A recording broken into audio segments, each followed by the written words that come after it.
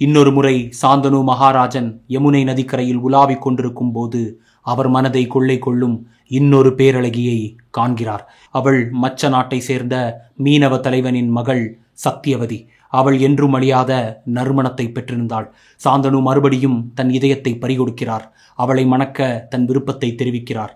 அவர்தான் அரசராயிற்றே, யார் மறுக்க முடியும்? ஆனால் மீனவர் துணிந்து ஒரு நிபந்தனையை விதிக்கிறார்.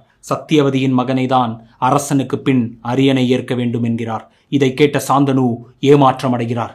ஏற்கனவே அவர் தனது அன்பு மகன் தேவவிரதன், அதாவது பீஷ்மரை அரியணைக்காக தயார்படுத்தி வைத்திருந்தார். ஆகவே அவர் மனமுடைந்து பதில் எதுவும் சொல்லாமல் அங்கிருந்து வந்து விடுகிறார். ஆனால் அவர் மகன் தேவவிரதனாலோ தன் தந்தை வேதனையில் வாடுவதை பார்க்க முடியவில்லை. எனவே அவர் மீனவ தலைவனை அணுகி சத்தியவதியின் மகனே அரசராக வருவார் என்று உறுதியளிக்கிறார். ஆனால் இது மீனவர் தலைவனுக்கு திருப்தி அளிக்கவில்லை.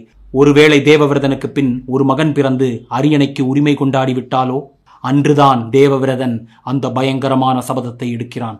வாழ்நாள் முழுவதும் பிரம்மச்சரிய விரதம் மேற்கொள்வதாக சூளுரைக்கிறான். அவனது தியாகத்தை கண்ட தேவர்கள் கலங்கி அழுதனர்.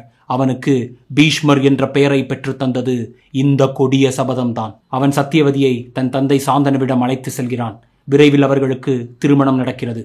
அவர்களுக்கு திருதாஷ்டிரன், பாண்டு என 2 மகன்கள் பிறக்கின்றனர். அவர்கள்தான் கௌரவர்களுக்கும் பாண்டவர்களுக்கும் தந்தையர்கள். மகாபாரதம் 1 நிமிடத்தில் சீரீஸோட அடுத்தடுத்த எபிசோட்ஸை கேட்கணும்னா கதகளிக்கு சப்ஸ்கிரைப் பண்ணுங்க. இது கதகளி, உலக கதைகள் ஒரே இடத்தில்.